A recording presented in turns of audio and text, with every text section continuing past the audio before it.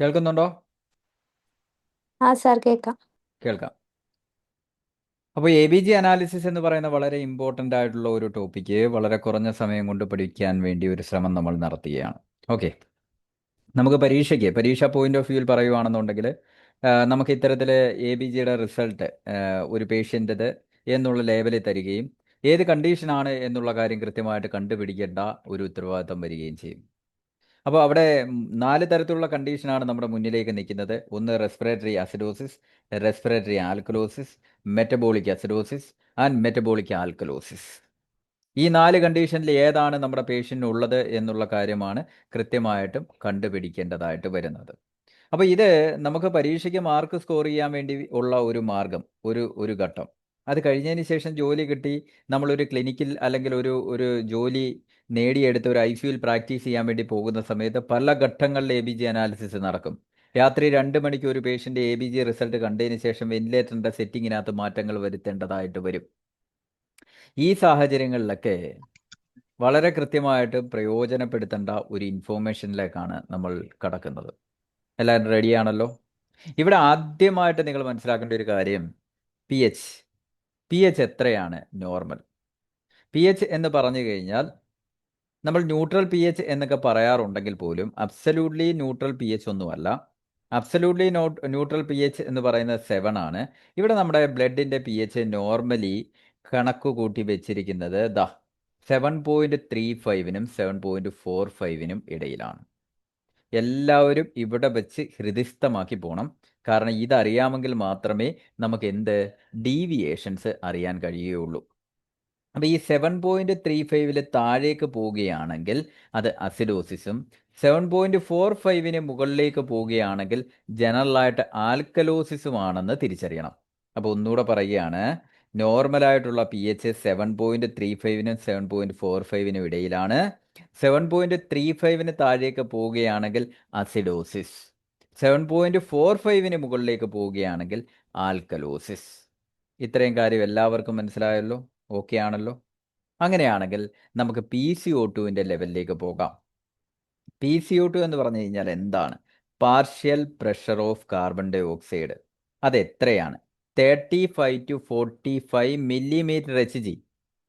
Partial പ്രഷറാണ്. പ്രഷറിൻ്റെ unit millimetre HG ആണെന്ന് നമുക്കെല്ലാവർക്കും അറിയാവുന്നതാണ് അല്ലേ? നമ്മൾ BP മെഷർ ചെയ്യുന്ന സമയത്ത് മില്ലിമീറ്റർ HG എന്ന് പറഞ്ഞാണ് അത് രേഖപ്പെടുത്തുന്നത് അല്ലേ? അപ്പോൾ പാർഷ്യൽ പ്രഷർ എന്ന് പറഞ്ഞു കഴിഞ്ഞാൽ മില്ലിമീറ്റർ HGയിലാണ് പറയുന്നത്. അത് കാർബൺ ഡൈ ഓക്സൈഡിൻ്റെ ലെവല് 35 to 45 ആണ്. ഈ രണ്ടാമത്തെ ഇൻഫോർമേഷൻ, ഈ നോർമൽ വാല്യൂ എല്ലാവരും പഠിച്ചിട്ടുണ്ട് എന്ന് ഞാൻ വിശ്വസിക്കുന്നു. ഇനി അടുത്തതായിട്ട് PO2 ആണ്. PO2 ഓർത്തില്ലെങ്കിലും കുഴപ്പമില്ല, എങ്കിലും അറിഞ്ഞിരിക്കുക 95 to 100, 95നും 100നും ഇടയിൽ മില്ലിമീറ്റർ HG ആണ്. കാരണം അതും പാർഷ്യൽ പ്രഷർ ഓഫ് ഓക്സിജൻ ആണ്. ഈ വാല്യൂ ഒരു പരിധിവരെ ഒഴിവാക്കിയാലും കുഴപ്പമില്ല. ABG അനാലിസിസിൽ വളരെ കൃത്യമായിട്ട് നോക്കേണ്ടത് PH, PCO2, ബൈകാർബണേറ്റ്, പൊട്ടാസ്യം, ഈ 4 വാല്യൂസാണ്. അപ്പം നമുക്ക് നോക്കാം. ബൈകാർബണേറ്റ് ആണ് അടുത്തതായിട്ടുള്ളത്. മറക്കരുത്, തെറ്റരുത്, 22 തൊട്ട് 28 വരെ, 22 തൊട്ട് 28 വരെയാണ് അതിൻ്റെ നോർമൽ റേഞ്ച് നിൽക്കുന്നത്. ഞാൻ എപ്പോഴും പറഞ്ഞിട്ടുണ്ട്, ഈ ബൈകാർബണേറ്റ് ഒരു അയോണാണ്. അയോണിൻ്റെ കാര്യങ്ങൾ പറയുന്ന സമയത്ത് മാത്രമാണ് യൂണിറ്റ് മില്ലി ഈക്വലൻ പെർ ലിറ്റർ എന്ന് പറഞ്ഞ് വരുന്നത്. ഈ യൂണിറ്റുകൾ കൃത്യമായിട്ടും പഠിച്ചു വെച്ചാൽ ഈവൻ നോർമൽ വാല്യൂ അറിഞ്ഞുകൂടാ എങ്കിൽ പോലും നിങ്ങൾക്ക് യൂണിറ്റ് നോക്കി ആൻസർ ചെയ്യാൻ പറ്റുന്ന സാഹചര്യം ഒരുങ്ങും. എപ്പോഴും ions, potassium, sodium, calcium, magnesium, phosphate, bicarbonate, ഇതിൻ്റെ എല്ലാ യൂണിറ്റ് എന്ന് പറഞ്ഞു കഴിഞ്ഞാൽ മില്ലി ഈക്വലൻ പെർ ലിറ്റർ ആയിരിക്കും. അല്ലാതെ വെയിറ്റുള്ള മോളിക്യൂൾസിൻ്റെ എല്ലാം നമ്മൾ ലേബൽ പറയുന്നത് മില്ലിഗ്രാം പെർ ഡെസി ലിറ്റർ എന്നായിരിക്കും. പ്രഷറുകളെല്ലാം പറയുന്നത് ഇത്തരത്തിൽ മില്ലിമീറ്റർ HG എന്ന് പറയുന്ന ലേബലിലായിരിക്കും. ദെൻ അടുത്തതായിട്ട് പറയുന്നത് പൊട്ടാസ്യമാണ്. കഴിഞ്ഞ ദിവസം വളരെ ഡീറ്റെയിൽഡ് ആയിട്ട് നമ്മൾ ഇതിൻ്റെ നോർമൽ വാല്യൂവിനെയും അതിനകത്ത് വരുന്ന ECG ചേഞ്ചസിനെയൊക്കെ പറ്റി പറഞ്ഞതാണ്. അപ്പോൾ പൊട്ടാസ്യത്തിൻ്റെ നോർമൽ വാല്യൂ എന്ന് പറയുന്നത് 3.5നും 5.1നും ഇടയിലായിരിക്കണം. മില്ലി ഈക്വലൻ പെർ ലിറ്റർ ആണ്. ഇനി ഒന്നുകൂടെ ഞാൻ ആദ്യം തൊട്ട് പറയുകയാണ്. പി എച്ച് എന്ന് പറയുന്നത് 7.35-നും 7.45-നും ഇടയിലാണ്. PCO2 എന്ന് പറയുന്നത് 35-നും 45-നും ഇടയിലാണ്. ദെൻ ബൈകാർബണേറ്റ് എന്ന് പറയുന്നത് 22-നും 28-നും ഇടയിലാണ്. ദെൻ പൊട്ടാസ്യം എന്ന് പറയുന്നത് 3.5-നും 5.1-നും ഇടയിലാണ്. ഇത്രയും കാര്യം എല്ലാവർക്കും ക്ലിയർ ആയോ? ക്ലിയർ ആയെങ്കിൽ ക്ലിയർ ആയെന്ന് പറയുക. ഓക്കെ ആണല്ലോ. ഞാൻ ഇനി നിങ്ങളെ ഒരു ചാർട്ട് വരയ്ക്കാൻ പഠിപ്പിക്കുകയാണ്, ഷോർട്ട് കട്ട്. ഞാൻ പറഞ്ഞു, ഏതൊരു പരീക്ഷയ്ക്ക് നിങ്ങൾ പോകുന്ന സമയത്തും നമ്മുടെ പരീക്ഷയ്ക്ക് നമ്മൾ ആൻസർ ചെയ്യുന്നതിൻ്റെ വേഗതയാണ് നമ്മളെ ഏറ്റവും മുന്നിലെത്തിക്കുന്നത്. അപ്പോൾ ആ വേഗതയിൽ ആൻസർ ചെയ്യാൻ പറ്റുന്ന മാർഗത്തിലേക്കാണ് നമ്മൾ പോകുന്നത്. അപ്പോൾ അതിലേക്ക് പോകുന്നതിന് വേണ്ടി എല്ലാവരും ഞാൻ ഒരു ചാർട്ട് കാണിച്ചു തരും. ആ ചാർട്ട് ഒരു പേപ്പറിൽ വരയ്ക്കാനൊന്ന് തയ്യാറാവണം. കാര്യം എന്താണ് എന്ന് ചോദിച്ചു കഴിഞ്ഞാൽ, നമുക്ക് ABGയുമായിട്ട് ബന്ധപ്പെട്ടുള്ള ക്വസ്റ്റ്യൻസ് ചോദിക്കുന്ന സമയത്ത് ഒരുപാട് ചിന്തിച്ച് ആൻസർ ചെയ്യേണ്ട ഒരു മേഖലയാണ്. അതിനകത്ത് ചെറിയ ഡീവിയേഷൻ വന്നു കഴിഞ്ഞാൽ മാർക്ക് പോകും എന്ന് മാത്രമല്ല, നെഗറ്റീവ് മാർക്കായി പോകും. അതുകൊണ്ട് കൂടുതൽ റിസ്ക് എടുക്കാതെ വളരെ പാസീവായിട്ട് ആൻസർ ചെയ്യാൻ പറ്റുന്ന ഒരു ചാർട്ട് ഞാൻ നിങ്ങളെ കൊണ്ട് വരപ്പിക്കുകയാണ്. നിങ്ങൾ റെഡിയാണോ? റെഡിയാണോ അല്ലയോ? റെഡിയാണെങ്കിൽ നമുക്ക് അതിലേക്ക് കടക്കാം.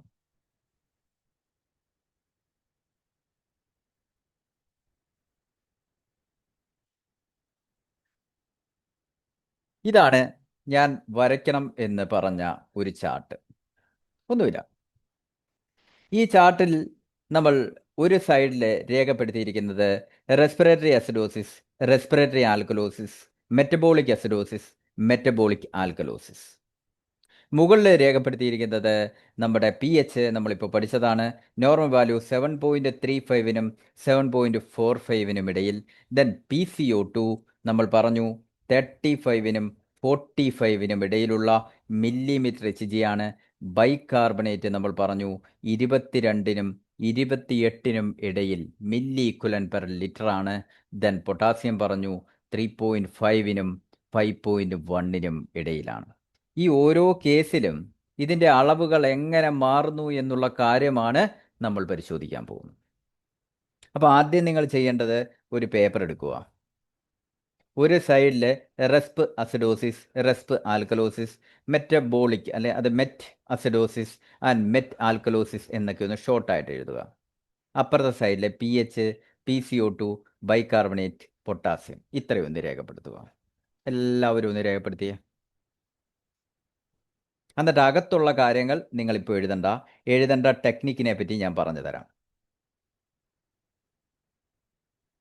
നമുക്ക് ഏത് പരീക്ഷയാണെങ്കിലും നമുക്ക് റഫ് വർക്ക് ചെയ്യാൻ വേണ്ടി ഒരു സംഭവം കിട്ടും.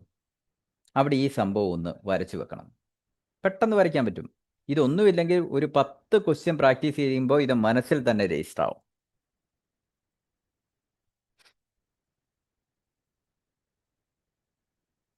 എഴുതിയോ? ഇത്രയും കാര്യങ്ങൾ ചെയ്തു.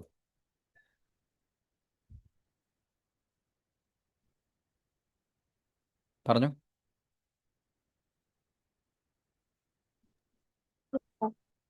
ഓക്കെ ആണോ? എല്ലാവരും ചെയ്തോ? എല്ലാവരും ചെയ്തോ? ഇത്രയും കാര്യങ്ങൾ മിനിമം ചെയ്തു.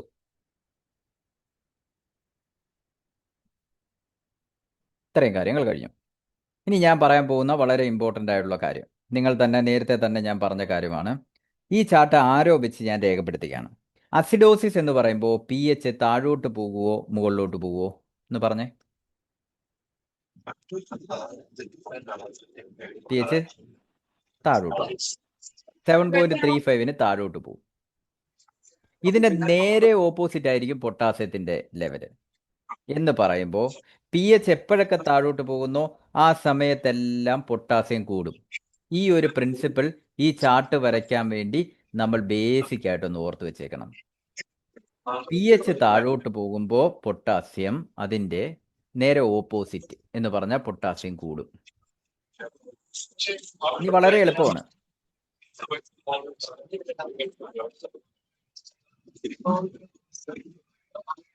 ഞാൻ ഒന്ന് മ്യൂട്ട് ചെയ്യട്ടെ.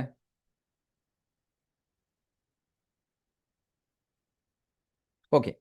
അപ്പോൾ പി എച്ച് താഴോട്ട് പോകുമ്പോൾ നേരെ ഓപ്പോസിറ്റ് ബിഹേവിയർ ആണ് പൊട്ടാസ്യം കാണിക്കുന്നത്. അപ്പോൾ പൊട്ടാസ്യം മുകളിലേക്ക് പോകും. ഇനി അടുത്തത് നമ്മൾ കാണാൻ പോകുന്നത് റെസ്പിറേറ്ററി ആൽക്കലോസിസ് ആണ്. ആൽക്കലോസിസിലെ പി എച്ച് മുകളിലോട്ടാണ് പോകുന്നത്. നിങ്ങൾ ആരും ഇപ്പോൾ വരയ്ക്കേണ്ട, ഞാൻ പറയുന്നത് മനസ്സിലാക്കിയിട്ട് നിങ്ങൾ തനിയെ വരയ്ക്കണം. അങ്ങനെയാണെങ്കിൽ പൊട്ടാസ്യം നേരെ ഓപ്പോസിറ്റ് ബിഹേവിയർ കാണിക്കും. ഇനി അടുത്തത് മെറ്റബോളിക് അസിഡോസിസ് ആണെന്നുണ്ടെങ്കിൽ പി എച്ച് താഴോട്ടാണ് പോകുന്നത്. കാരണം അസിഡോസിസിന് എപ്പോഴും പി എച്ച് താഴോട്ടാണ് പോകുന്നത്. അങ്ങനെയാണെങ്കിൽ പൊട്ടാസ്യം മുകളിലേക്ക് പോകും. ഇനി ആൽക്കലോസിസ് എന്ന് പറയുമ്പോൾ പി എച്ച് എങ്ങോട്ടാണ് പോകുന്നത്? മുകളിലോട്ടാണ് പോകുന്നത്. അങ്ങനെയാണെങ്കിൽ പൊട്ടാസ്യം താഴോട്ടാണ് പോകുന്നത്. ഈ ചാർട്ടിൻ്റെ ഇത്രയും പോർഷൻ വരയ്ക്കാൻ എന്തെങ്കിലും പാടുണ്ടോ? ഉണ്ടോ ഇല്ലയോ?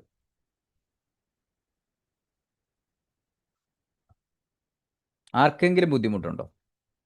ഞാൻ നേരത്തെ പറഞ്ഞു, അസിഡോസിസ് എന്ന് പറയുമ്പോൾ പി എച്ച് താഴോട്ടാണ് പോകുന്നത്. അതിൻ്റെ നേരെ ഓപ്പോസിറ്റ് ബിഹേവിയർ ആണ് പൊട്ടാസ്യം കാണിക്കുന്നത്. അപ്പോൾ ഇവിടെ താഴോട്ട് ആരോ കൊടുത്താൽ ഓപ്പോസിറ്റ് നമ്മൾ മുകളിലോട്ട് ആരോ കൊടുക്കണം. ഇത്രയും കാര്യം ക്ലിയർ ആയോ? പറയൂ, നിങ്ങൾ അൺമ്യൂട്ട് ചെയ്തൊന്ന് പറയൂ, എങ്കിലേ നമുക്ക് മുന്നോട്ട് പോകാൻ പറ്റത്തുള്ളൂ. ആകെ ഓക്കെയാണ്. ഇനി ബാക്കി ഒരു ബൈഹാർട്ട് ചെയ്യാൻ വേണ്ടി നമ്മൾ പരീക്ഷാ ഹോളിൽ വെച്ച് നമ്മൾ ഇത്തരത്തിലൊരു ചാർട്ട് പ്രിപ്പയർ ചെയ്യുന്നു റഫ് വർക്കിൽ. ഞാൻ അടുത്ത ഇമേജിൽ അത് കാണിച്ചു തരാം. ഇത്രയും കാര്യങ്ങൾ കഴിഞ്ഞാൽ നിങ്ങൾ ചെയ്യേണ്ടത് ഇത്രയേ ഉള്ളൂ. കണ്ടോ ഷാർപ്പായിട്ട് ചാർട്ട് കിടക്കുന്നത്? ഇനി അടുത്ത വാല്യൂസ് നിങ്ങൾ കാണാതെ അങ്ങ് പഠിച്ചാൽ മതി. വേറെ പ്രത്യേകിച്ചൊന്നും ചെയ്യണ്ട. ഈ മുകളിലത്തെ 2 ഗ്യാപ്പ് കണ്ടോ? മുകളിലത്തെ ഒരു ഗ്യാപ്പും താഴത്തെ 2 കോളങ്ങളിലെ ഗ്യാപ്പും കാണുന്നുണ്ടോ? ഇവിടെ എല്ലാ ആരോയും മുകളിലോട്ടാണ്. കാരണം നമ്മൾ ചാർട്ട് കാണാതെ വരയ്ക്കാൻ പഠിക്കുകയാണ്. എല്ലാ ആരോയും മുകളിലേക്കാണ്. ഇത് കഴിഞ്ഞതിന് ശേഷം വരയ്ക്കുമ്പോൾ എല്ലാവരും മനസ്സിൽ ഇത് വെച്ചേക്കണം. എല്ലാ ആരോയും മുകളിലോട്ടാണ്. അപ്പോൾ ആദ്യത്തെ ലൈനിലും അവസാനത്തെ ലൈനിലും ബാക്കിയുള്ള എല്ലാ ആരോയും മുകളിലോട്ടാണ് എന്ന് തിരിച്ചറിയുക. അപ്പോൾ നടുക്കിനി ഒരു 4 കോളം കിടപ്പുണ്ട്. ഇതിനകത്ത് ആരോ എങ്ങോട്ടാണ്? ഇതും ബൈഹാർട്ട് ചെയ്ത് വെച്ചേക്കുക. ഒന്നും ചെയ്യണ്ട. ഇവിടെ ആരോ താഴോട്ടാണ്.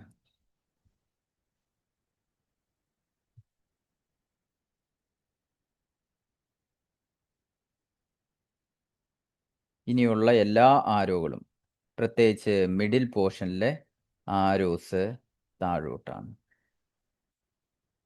ചാർട്ട് കംപ്ലീറ്റ് ആയോ? അപ്പോൾ എന്തൊക്കെയാണ് ഞാൻ ചെയ്തത് ഒന്നുകൂടെ പറയുകയാണ്. നോക്കിക്കോളുക.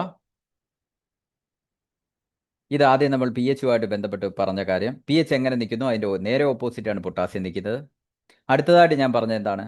ആദ്യത്തെ ലൈനിലും അവസാനത്തെ ലൈനിലും എല്ലാ ആരോയും മുകളിലോട്ടാണ്. എല്ലാ ആരോയും മുകളിലേക്കാണ്. ദെൻ മിഡിൽ പോർഷനിലുള്ളത് ബാക്കിയുള്ള എല്ലാ ആരോയും താഴോട്ടാണ്.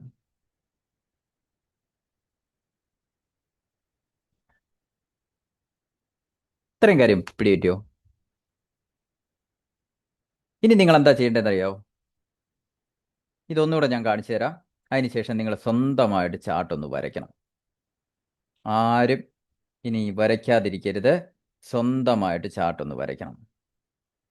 കണ്ടോ? ആദ്യത്തെ ലൈനിലും അവസാനത്തെ ലൈനിലും ആരോ എല്ലാം മുകളിലോട്ടാണ്. ദെൻ മിഡിൽ പോർഷനിലെ ആരോ എല്ലാം താഴോട്ടാണ്. ഇനി നിങ്ങൾ സ്വന്തമായിട്ട് ഈ ചാർട്ടൊന്ന് വരച്ചേ. ഇങ്ങോട്ട് നോക്കണ്ട. നോക്കാതെ ആ ചാർട്ടൊന്ന് കംപ്ലീറ്റ് ചെയ്തിട്ട് ഞാൻ അവസാനത്തെ ചാർട്ട് നിങ്ങളെ കാണിച്ചു തരാം. അതുമായിട്ടൊന്ന് കമ്പയർ ചെയ്യുക.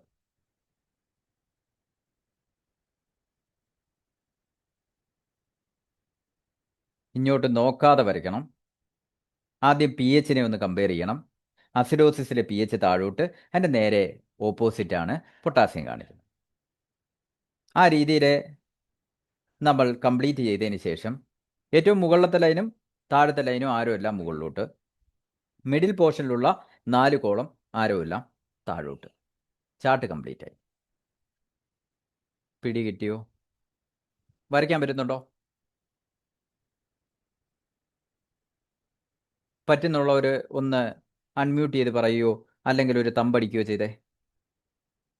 കാണാതെ വരയ്ക്കാൻ പറ്റുന്ന ആൾക്കാർ.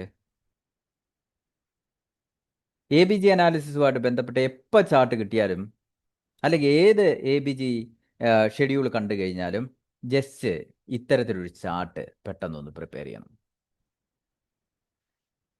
യെസ്, ഒരുപാട് പേര് തമ്പടിക്കുന്നുണ്ട്. അപ്പോൾ ഓൾമോസ്റ്റ് എല്ലാവർക്കും അത് മനസ്സിലായി എന്ന് ഞാൻ വിശ്വസിക്കുന്നു. എങ്ങനെയാണ് ചാർട്ട് വരയ്ക്കേണ്ടത്? ഇനിയാണ് നമ്മൾ ക്വസ്റ്റ്യൻസിലേക്ക് കടക്കുന്നത്. നിങ്ങൾ വരച്ച ചാർട്ട് ഈ രീതിയിൽ തന്നെയാണോ എന്നൊന്ന് കമ്പയർ ചെയ്തോളുക.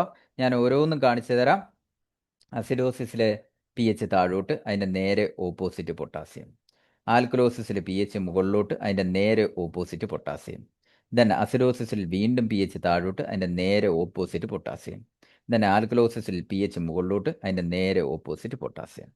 ദെൻ ആദ്യത്തെ ലൈനും അവസാനത്തെ ലൈനും എല്ലാ ആരവും മുകളിലോട്ട്, ദെൻ മിഡിൽ പോർഷനിൽ എല്ലാ ആരവും താഴോട്ട്. ചാർട്ട് കംപ്ലീറ്റ് ആക്കി. ഈ ഒരു ചാർട്ട് വരച്ച് വെച്ചതിന് ശേഷം ഒരുപാട് ചിന്തിക്കാതെ ആൻസർ ചെയ്യാൻ വേണ്ടിയാണ് ഞാൻ ഈ ഒരു ടെക്നിക്ക് നിങ്ങൾക്ക് പറഞ്ഞു തരുന്നത്. നമുക്കൊന്ന് നോക്കാം. ഈ ക്വസ്റ്റ്യൻ ഒന്ന് നോക്കുക, എല്ലാവരും നോക്കണേ. A B G analysis shows P H 7.32. എത്രയാണ്? 7.12. PCO2 50, bicarbonate 30, potassium 7. നമുക്ക് ആദ്യത്തെ വാല്യൂ എടുക്കാം. P H 7.12. പറയൂ, നോർമൽ എത്രയാണ് പി എച്ച്? ഒന്ന് അൺമ്യൂട്ട് ചെയ്ത് പറയൂ. ഇതൊരു ഇൻട്രാക്ഷന് വേണ്ടിയാണ് നമ്മൾ ഇങ്ങനെ ഒരു കാര്യം വെച്ചിരിക്കുന്നത്. ആരെങ്കിലും അൺമ്യൂട്ട് ചെയ്ത് പറയൂ, അല്ലെ പിന്നെ റെക്കോർഡർ സെക്ഷൻ ഇട്ട് തന്നു. 7.35 to 7.45. ഇവിടെ 7.12 എന്ന് പറഞ്ഞാൽ കുറവാണോ കൂടുതലാണോ? കുറവാണ്. ഇനി കുറവ് എന്ന് പറയുന്ന ട്രാക്ക് ഫോളോ ചെയ്യുന്നത് എവിടെയാണെന്ന് കണ്ടുപിടിക്കുക. ഇവിടെ കുറവാണ്. പിന്നെ ഇങ്ങോട്ട് വരുമ്പോൾ മെറ്റബോളിക് അസിഡോസിസിലും കുറവാണ്. ക്ലിയർ ആണ്? അപ്പം നമ്മുടെ 4 ഓപ്ഷൻസ് 2 ഓപ്ഷനായിട്ട് ചുരുങ്ങി. ആൻസർ 2 ഓപ്ഷനിലേക്ക് ചുരുങ്ങി നിൽക്കുകയാണ്.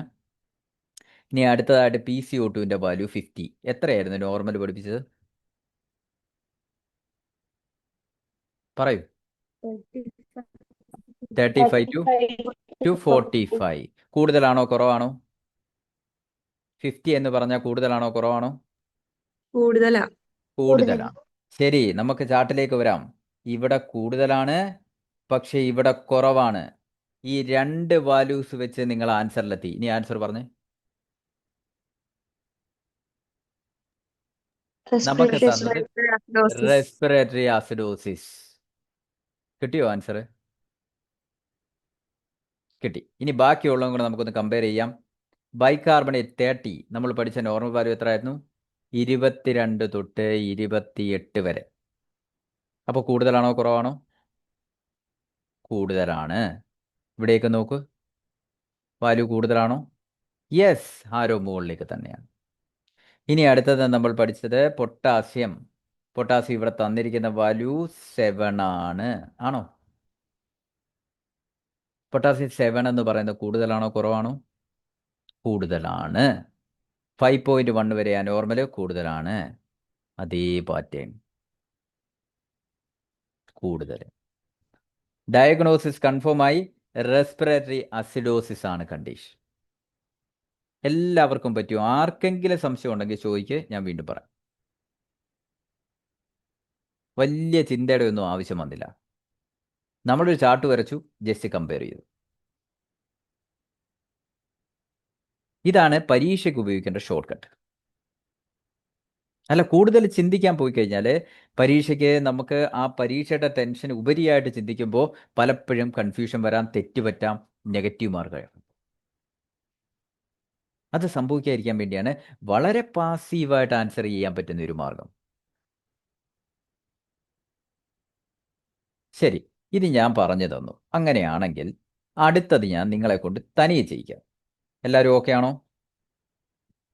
ഓക്കെ ആണോ? നിങ്ങൾ വളരെ റെസ്പോൺസ് കുറവാണ് കേട്ടോ. നിങ്ങൾക്ക് അൺമ്യൂട്ട് ചെയ്ത് സംസാരിക്കാൻ ഓക്കെ സർ. അറിഞ്ഞൂടാത്തതാണ്. ആ, ഈ ക്വസ്റ്റ്യൻ ഒന്ന് ശ്രദ്ധിച്ച് നോക്കണേ. നിങ്ങൾ ഒരു കാര്യം മനസ്സിലാക്കണം, നിങ്ങൾ വേറെ എവിടെ വേണമെങ്കിലും പോയി പഠിച്ചു, പക്ഷേ ഈ ടെക്നിക്കുകൾ നിങ്ങൾ പഠിക്കില്ല. ഒരുപാട് കാര്യങ്ങൾ നിങ്ങൾ പഠിക്കും, അതിനകത്ത് സംശയമൊന്നുമില്ല. പക്ഷെ പരീക്ഷയ്ക്ക് വിതിൻ നോ ടൈം ഒരു 15 സെക്കൻഡ് അല്ലെങ്കിൽ 30 സെക്കൻഡ് കൊണ്ട് ആൻസർ ചെയ്യുന്ന ആ ഒരു കഴിവ് ഇത്തരത്തിലുള്ള ടെക്നിക്കുകളിലൂടെ മാത്രമേ അച്ചീവ് ചെയ്യാൻ പറ്റൂ. ശരി, ഇവിടെയൊക്കെ നോക്കൂ. ഇവിടെ ABG അനാലിസിസ് തന്നിരിക്കുന്നു. PH 7.7. പറഞ്ഞു, കൂടുതലോ കുറവോ? ആദ്യം നിങ്ങളൊന്ന് ആൻസർ ചെയ്യേ, ഞാൻ ഈ പറഞ്ഞ കൂട്ട്. അത് കഴിഞ്ഞതിന് ശേഷം ഞാൻ കമ്പയർ ചെയ്ത് പറയാം. എല്ലാവർക്കും ഇത്തിരി സമയം അനുവദിച്ച് തരുന്നു. ഞാൻ തരുന്നത്, നിങ്ങൾക്ക് അനുവദിച്ച് തരുന്ന ടൈം 10 സെക്കൻഡാണ്.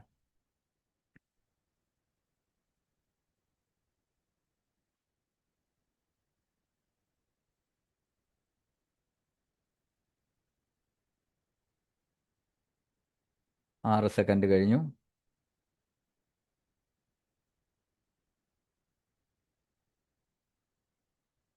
എട്ട്,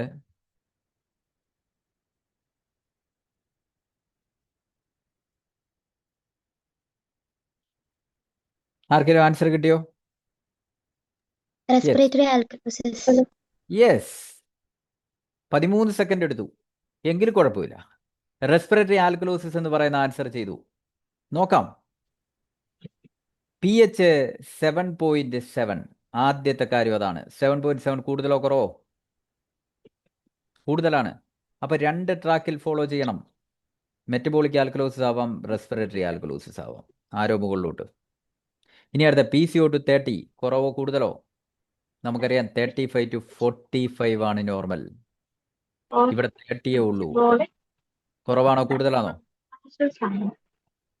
കുറവാണ്. കുറവാണെങ്കിൽ പാറ്റേൺ നമുക്ക് ഇവിടെ കിട്ടി, ഇവിടെ കൂടുതലാണ് കാണിക്കുന്നത്. അപ്പോൾ ആൻസർ എന്താണ്? ഇവിടെ വെച്ച് തന്നെ ആൻസർ നമുക്ക് കിട്ടി, റെസ്പിറേറ്ററി ആൽക്കലോസിസ്. പിടികിട്ടിയോ? ഇനി ബാക്കി നമുക്ക് കമ്പയർ ചെയ്ത് നോക്കാം. ബൈകാർബണേറ്റ് 20, 22 തൊട്ട് 28 വരെയാണ്, കുറവാണ്. യെസ്, അത് കറക്റ്റാണ്, കുറഞ്ഞ് നിൽക്കുകയാണ്. ദെൻ അടുത്തത് പൊട്ടാസ്യം 3.5നും 5.1നും ഇടയിലാണ്, കുറവാണ്. ഇവിടെയും പാറ്റേൺ കുറവാണ് കാണിക്കുന്നത്. ആൻസർ കൺഫേം ചെയ്തു, റെസ്പിറേറ്ററി ആൽക്കലോസിസ്. 13 സെക്കൻഡ് കൊണ്ട് ഇവിടെ ക്ലാസ്സിൽ ആൻസർ ചെയ്തു. കാര്യം പിടികിട്ടിയോ? ഇവിടം കൊണ്ട് അവസാനിക്കുന്നില്ല. അടുത്ത ക്വസ്റ്റ്യൻ റെഡിയാണോ ചെയ്യാൻ? Yes. Then your time start here. 7.1 ആണ്. അപ്പോൾ 2. ആ ആ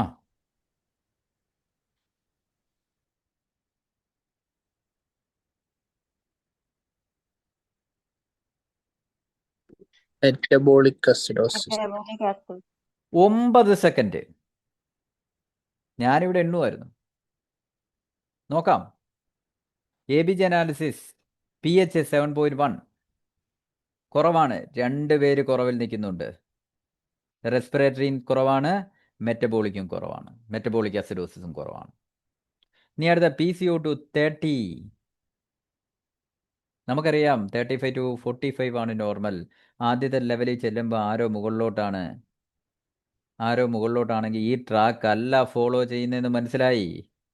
അപ്പോൾ പിന്നെ ഏത് ട്രാക്കായി ഫോളോ ചെയ്യുന്നത്? മെറ്റബോളിക് അസിഡോസിസ് ട്രാക്കാണ്. ഇനി ആൻസർ ഒന്നുകൂടെ കൺഫേം ചെയ്യണം. അതിനുവേണ്ടി അടുത്ത വാല്യൂയിലേക്ക് പോകുന്നു. ബൈകാർബണേറ്റ് 20, അതെ കുറവാണ്. പൊട്ടാസ്യം 6, അതെ 5.5 മുകളിലാണ്. കിട്ടിയോ? കിട്ടിയോ ഇല്ലയോ? ക്ലിയർ ആയോ?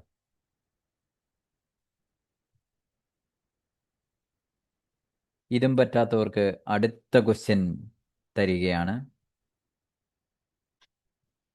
എല്ലാവരും റെഡിയാവുക. അടുത്ത ക്വസ്റ്റ്യൻ ഇട്ടിരിക്കുന്നു. Your time start here.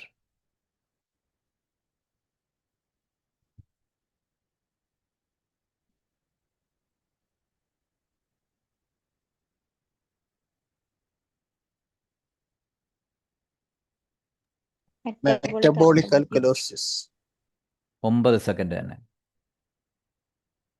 Metabolic alkalosis check ചെയ്യാം. 7.5 pH കൂടുതലോ കുറവോ? കൂടുതലാണ്. 2 ട്രാക്കുകളിൽ നമ്മൾ നോക്കുന്നു. ഒന്നുകിൽ റെസ്പിറേറ്ററി ആൽക്കലോസിസ് അല്ലെങ്കിൽ മെറ്റബോളിക് ആൽക്കലോസിസ്. ഇനി അടുത്ത PCO2 50 കുറവോ കൂടുതലോ? കൂടുതലാണ്. 35 to 45 ആണ് നോർമൽ, കൂടുതലാണ്. ആദ്യം റെസ്പിറേറ്ററി ആൽക്കലോസിസിലേക്ക് ചെല്ലുമ്പോൾ തന്നെ മനസ്സിലായി ആരോ താഴോട്ടാണ്, ആ ട്രാക്ക് അല്ല. എന്നാൽ പിന്നെ അടുത്തേക്ക് നോക്കാം. അതെ, അവിടെ ആരോ മുകളിലേക്കാണ് കാണിക്കുന്നത്. 50 എന്ന് പറഞ്ഞാൽ കൂടിയ വാല്യൂ ആണ്. ഇനി ആൻസർ കൺഫേം ചെയ്യാൻ അടുത്ത വാല്യൂസ് നോക്കാം. ബൈകാർബണേറ്റ് 30 എന്ന് പറഞ്ഞു കഴിഞ്ഞാൽ കൂടുതലാണ്. അതെ, ആരോ മുകളിലേക്കാണ്, കൂടുതലാണ്. ദെൻ പൊട്ടാസ്യം 3.5 താഴെയാണ്. പൊട്ടാസ്യം താഴോട്ടാണ് ആരോ കാണിക്കുന്നത്. തീർച്ചയായിട്ടും നിങ്ങൾ പറഞ്ഞ ആൻസർ വളരെ കറക്റ്റാണ്. Metabolic alkalosis.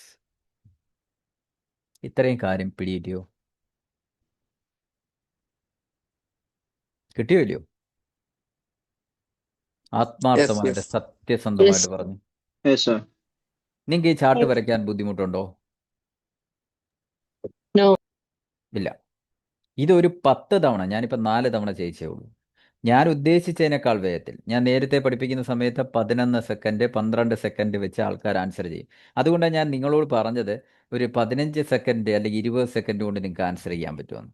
പക്ഷെ നിങ്ങൾ 9 സെക്കൻഡ് കൊണ്ട് ആൻസർ ചെയ്തു. അപ്പോൾ നിങ്ങൾ ബ്രില്യൻ്റ് ആണ്, കാര്യങ്ങൾ മനസ്സിലാക്കാൻ കഴിവുള്ള ആൾക്കാരാണ്. കുറച്ചുകൂടെ ഒരു 10-15 ക്വസ്റ്റ്യൻ കഴിയുമ്പോഴത്തേക്കും മനസ്സിൽ ഈ സംഭവം രജിസ്റ്റർ ആവും. വിത്തിൻ സെക്കൻഡ്, 3 സെക്കൻഡ് 4 സെക്കൻഡ് കൊണ്ട് ഇത് ആൻസർ ചെയ്യാൻ പറ്റും. ഞാനിപ്പോൾ ചെയ്തുകൊണ്ടിരിക്കുന്ന കാര്യം ഒറ്റ നോട്ടത്തിൽ കാര്യങ്ങൾ മനസ്സിലാക്കാൻ പറ്റും. അത് ഒരുപാട് ചെയ്തിട്ടുള്ളത് കൊണ്ടാണ്. ആ ഒരു ലെവലിലേക്ക് നിങ്ങളും എത്തും. അതൊന്നും വേണ്ട നമ്മുടെ പരീക്ഷയ്ക്ക്. 1 മിനിറ്റ് എടുത്ത് ആൻസർ ചെയ്യേണ്ട ക്വസ്റ്റ്യൻ അതിൻ്റെ 1/3 സമയം കൊണ്ട് ആൻസർ ചെയ്ത് മാറ്റാൻ നിങ്ങൾക്ക് കഴിഞ്ഞാൽ ആ സമയം മറ്റൊരു ക്വസ്റ്റ്യന് ഇൻവെസ്റ്റ് ചെയ്യാം. That's all. ഇപ്പോൾ ഇത് ഒരു പരിധിവരെ എല്ലാവർക്കും മനസ്സിലായല്ലോ? എല്ലാവരും ഹാപ്പിയാണല്ലോ? ഒരു കൺസെപ്റ്റ് നിങ്ങൾക്ക് എനിക്കറിയാം. ഫസ്റ്റ് ഇയർ തൊട്ട് ഫൈനൽ ഇയർ വരെ അസിഡോസിസ് ആൽക്കലോസിസ് പല മേഖലകളിൽ പല സ്ഥലങ്ങളിൽ കണ്ട് പഠിച്ച് കേട്ട് വന്നിട്ടുള്ള ആൾക്കാരാണ് നിങ്ങൾ. ഇതുവരെ ഇങ്ങനെ ഒരു ടെക്നിക്ക് ഇതിൻ്റെ പിന്നിലുണ്ട് എന്ന് നിങ്ങൾ മനസ്സിലാക്കിയിരുന്നോ? ഇല്ല. No, sir. ഇത്രയേ ഉള്ളൂ. നമ്മൾ എന്ത് പഠിക്കണം, എങ്ങനെ പഠിക്കണം എന്നുള്ള കാര്യം തീരുമാനിക്കപ്പെടുമ്പോൾ വളരെ ഇമ്പോർട്ടൻ്റ് ആയിട്ട് മനസ്സിലാക്കേണ്ട ഇൻഫോർമേഷനാണിത്. ഒരു വളരെ ഇപ്പോൾ അടുത്തിടയ്ക്ക് കഴിഞ്ഞ ഹോമിയോ നേഴ്സിൻ്റെ ഒരു പരീക്ഷ ഉണ്ടായിരുന്നു. ഞാൻ ക്വസ്റ്റ്യൻ പേപ്പർ എടുത്ത് നോക്കുമ്പോൾ, ഞാനിത് പഠിപ്പിച്ചു വിട്ട കുട്ടികളാണ്. ക്വസ്റ്റ്യൻ പേപ്പർ എടുത്ത് നോക്കുമ്പോൾ ആദ്യത്തെ ക്വസ്റ്റ്യൻ ഇത്തരത്തിൽ ഒരു ABG അനാലിസിസാണ്. പഠിപ്പിച്ചിട്ടുള്ള കുട്ടികൾ ആ ഒരു ആദ്യത്തെ ക്വസ്റ്റ്യൻ എഴുതി കഴിയുമ്പോൾ തന്നെ അവർ വളരെയധികം കോൺഫിഡൻ്റ് ആവുന്നു, വളരെയധികം സന്തോഷം തോന്നുന്നു. ഇനി അറിയാത്ത ക്വസ്റ്റ്യൻസ് ആണ് മുന്നോട്ട് പോകുന്നത് എങ്കിൽ പോലും ഇതിൻ്റെ ഒരു ബലത്തിൽ വളരെ കോൺഫിഡൻ്റ് ആയിട്ട് പരീക്ഷ എഴുതാൻ വേണ്ടി പറ്റും. ഇനി നമ്മൾ ഇതുമായിട്ട് ബന്ധപ്പെട്ട് പഠിക്കേണ്ട അടുത്ത മേഖല എന്താണെന്ന് ചോദിച്ചു കഴിഞ്ഞാൽ, ഓരോ കണ്ടീഷനും വരുന്നത് ഏതൊക്കെ ഡിസീസ് കണ്ടീഷനുമായിട്ട് ബന്ധപ്പെട്ടാണ്. ഒരു ചെറിയൊരു കാര്യം മാത്രം ഞാൻ പറയാം. Renal failure. റീനൽ ഫെയിലുവറിൽ ഈ 4 കണ്ടീഷനിൽ ഏതാണ് വരുന്നത്? സിമ്പിളായിട്ടൊരു കാര്യം പറയട്ടെ. നമ്മുടെ യൂറിൻ അസിഡിക് ആണോ ആൽക്കലൈൻ ആണോ? എല്ലാവരും മനസ്സിലാക്കിക്കൊള്ളുക, നമ്മുടെ യൂറിൻ അസിഡിക് ആണ്. യൂറിൻ അസിഡിക് ആയതുകൊണ്ടാണ് യൂറിനറി ട്രാക്റ്റിലെ മൈക്രോ ഓർഗാനിസം കയറാത്തത്, മൈക്രോ ഓർഗാനിസം കയറാതെ ഇൻഫെക്ഷൻ ഇല്ലാതെ നിൽക്കുന്നത്. ഇതൊരു ആൽക്കലൈൻ ലെവലിലേക്ക് പോയി കഴിഞ്ഞാൽ പലതരത്തിലുള്ള ഇൻഫെക്ഷൻ ഉണ്ടാവും. അപ്പം നിങ്ങളൊന്ന് ആലോചിച്ച് നോക്കിയേ, റീനൽ ഫെയിലിയർ ഉള്ള പേഷ്യന്റിന് യൂറിൻ കാര്യമായിട്ട് പോവോ?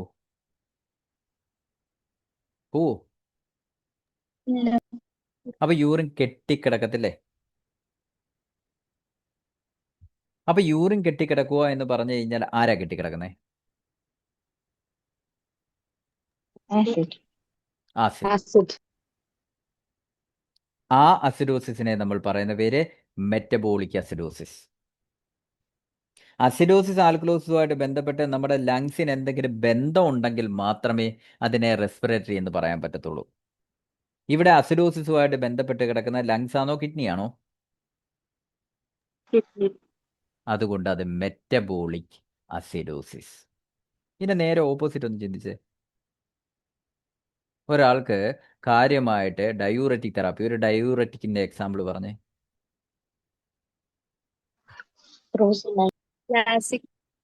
ലാസിക്സ്. ഒരു 100 mg ലാസിക്സ് അങ്ങ് കൊടുത്തു. യൂറിൻ കൂടുതലായിട്ട് പോവോ കുറച്ചേ പോകത്തുള്ളൂ? അപ്പൊ ഒത്തിരി ആസിഡ് വെളിയിൽ പോകത്തില്ലേ? പോവില്ലേ? അങ്ങനെ കുറെ ആസിഡ് വെളിയിൽ പോയി കഴിഞ്ഞാൽ ശരീരത്തിന് എന്ത് സംഭവിക്കും? ശരീരത്തിനുള്ളിൽ എന്ത് സംഭവിക്കും? ആസിഡ് പോയി കഴിഞ്ഞാൽ ശരീരത്തിനുള്ളിൽ ആര് കൂടും?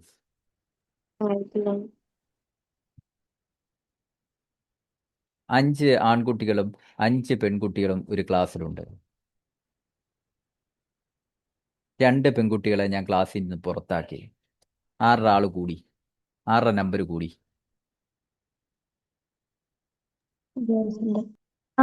ബോയ്സിന്റെ, ആൺകുട്ടികളുടെ നമ്പർ കൂടി. ഇതേ സാഹചര്യം. ആസിഡ് മൊത്തം പുറത്തു പോയി കഴിഞ്ഞാൽ സ്വാഭാവികമായിട്ടും അതിൻ്റെ ഓപ്പോസിറ്റ് നിൽക്കുന്ന ആളുടെ നമ്പർ കൂടും. അപ്പൊ ആരായി? എന്തായി സിറ്റുവേഷൻ? ആൽക്കലോസ്. ഏത് സിസ്റ്റമായിട്ടാ ബന്ധം? പറ. ലങ്സ് ആണോ അതോ കിഡ്നി ആണോ? ആ, കിഡ്നി. അപ്പൊ എന്തൊരു ആൽക്കലോസിസ് ആണെന്നും കൂടെ പറഞ്ഞു.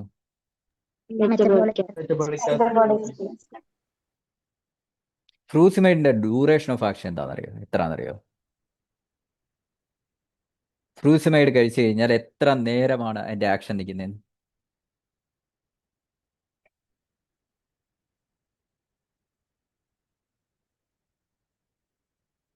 ലാസിക്സിന്റെ ഡ്യൂറേഷൻ ഓഫ് ആക്ഷൻ നോട്ട് ചെയ്തു. ഇത്രയും കാലം പഠിച്ചു വന്നിട്ടും മനസ്സിലാകാത്ത ഒരു കാര്യം പറയാം. Lasting for 6 hours. അതിൽ നിന്നാണ് ലാസിക്സ് എന്ന് പറയുന്ന പേര് പോലും വന്നിരിക്കുന്നത്. എന്താണ് ഡ്യൂറേഷൻ എന്ന് പറഞ്ഞാൽ? ഇത് അകത്ത് ചെന്ന് കഴിഞ്ഞാൽ അത് 6 മണിക്കൂർ വരെ അകത്തുണ്ടാവും. Lasting for 6 hours. അത് ചുരുക്കിയൊന്ന് എഴുതിയേ. LA6. അങ്ങനെയാണ് ലാസിക്സ് എന്നുള്ള പേര് വന്നത്. ക്ലിയർ ആയോ? പഠിച്ചിട്ടുണ്ടായിരുന്നു? കേട്ടിട്ടുണ്ടായിരുന്നു? അങ്ങനെയാ ലാസിക്സ് എന്നുള്ള. ഇതുപോലെ ഒരുപാട് കാര്യങ്ങൾ നമ്മൾ പഠിക്കാനുണ്ട്. ഇങ്ങനെ ഒരു കാര്യം പഠിച്ചു കഴിഞ്ഞാൽ എന്നെന്നും നിങ്ങൾ ഓർത്തിരിക്കും. ലാസിക്സ് എപ്പോഴാ കൊടുക്കുന്നത്? ആരും പഠിപ്പിച്ചിട്ടില്ല അങ്ങനെ. ലാസിക്സ് BD എഴുതിയിരിക്കുന്നു പേഷ്യന്റിന്. എപ്പോൾ കൊടുക്കും? 2 ടാബ്ലറ്റ് ആണ് കൊടുക്കേണ്ടത്. രാവിലെ 8 മണിക്ക്, വൈകിട്ട് 8 മണിക്ക് എന്നായിരിക്കും പറയാൻ പോകുന്നത്. അല്ല, രാവിലെ 10 മണിക്ക്, വൈകുന്നേരം 4 മണിക്ക്. 10 മണിയിൽ നിന്നൊന്ന് കൗണ്ട് ചെയ്തേ എല്ലാവരും. 11, 12. പറ. 1, 2, 3, 4. 4 മണിയാകുമ്പോൾ 6 മണിക്കൂറാവും. കൊടുത്ത ലാസിക്സിൻ്റെ എഫക്റ്റ് കഴിയും. അടുത്ത ഡോസ് 4 മണിക്ക് കൊടുക്കും. 4 മണിക്ക് അടുത്ത ഡോസ് കൊടുത്താൽ 4 മണി തൊട്ടൊന്ന് കൗണ്ട് ചെയ്ത വൈകുന്നേരം 5, 6, 7, 8, 9, 10. രാത്രി 10 മണിയാകുമ്പോൾ ലാസിക്സ് പൂർണ്ണമായിട്ടും ഔട്ടാകും. യൂറിൻ പോകുന്ന ആ ഒരു സിറ്റുവേഷൻ നിൽക്കും. പേഷ്യൻ്റ് സുഖമായിട്ട് കിടന്നുറങ്ങാം. പഠിച്ചിട്ടുണ്ടോ? പഠിപ്പിച്ചിട്ടുണ്ടോ ആരെങ്കിലും? ഇതാണ് ക്ലിനിക്കൽ പ്രാക്ടീസ് ചെയ്യേണ്ടത്. ഞാൻ 2 കാര്യങ്ങളാണ് നിങ്ങളോട് ആദ്യം തൊട്ടേ പറയുന്നത്. ഏതെങ്കിലും എക്സാമിനേഷൻ കിട്ടണമെങ്കിൽ ചെയ്യുന്ന വേഗത കൂടണം, 1. രണ്ടാമത്തത്, ഇത് എവിടെ ക്ലിനിക്കിൽ അപ്ലൈ ചെയ്യാമെന്ന് തിരിച്ചറിയണം. ഈ 2 കാര്യങ്ങൾ മാത്രമേ എൻ്റെ ടീച്ചിങ്ങിൽ വ്യത്യസ്തമായിട്ട് ഞാൻ ചെയ്യാറുള്ളൂ. വേറെ പ്രത്യേകിച്ചൊന്നുമില്ല. അപ്പോൾ അടുത്ത ഒരു സെക്ഷനുമായിട്ട് നമുക്ക് അടുത്ത ക്ലാസ്സിൽ കാണാം. തീർച്ചയായിട്ടും നിങ്ങൾക്ക് മനസ്സിലായിട്ടുണ്ട് എന്ന് ഞാൻ പ്രതീക്ഷിക്കുന്നു. ഞാൻ വളരെ ഫ്രീ ആയിട്ട് വളരെ സന്തോഷത്തോടു കൂടി നിങ്ങൾക്ക് ക്ലാസ് എടുക്കാൻ കാരണം നിങ്ങൾ തരുന്ന ഫീഡ്ബാക്സ് ആണ്. അതുകൊണ്ട് ഡെഫിനറ്റായിട്ടും നിങ്ങൾക്ക് കാര്യങ്ങൾ മനസ്സിലായിട്ടുണ്ടെങ്കിൽ അതിൻ്റെ ഫീഡ്ബാക്ക് ഗ്രൂപ്പിലോ കമൻ്റായിട്ടോ ഇടുക. അതറിയുമ്പോൾ തീർച്ചയായിട്ടും ഒരു മോട്ടിവേഷൻ എനിക്ക് കിട്ടും. അത് വെച്ച് നമ്മൾ വീണ്ടും മുന്നോട്ട് പോകും. ഓക്കെ, ഒരു പരിധി വരെ മനസ്സിലായില്ലേ? അപ്പോൾ Yes, sir. Thank you, sir. Okay, അപ്പോൾ അടുത്ത ക്ലാസ്സിൽ കാണാം. Thank you, sir. Thank you. Thank you, sir. Okay.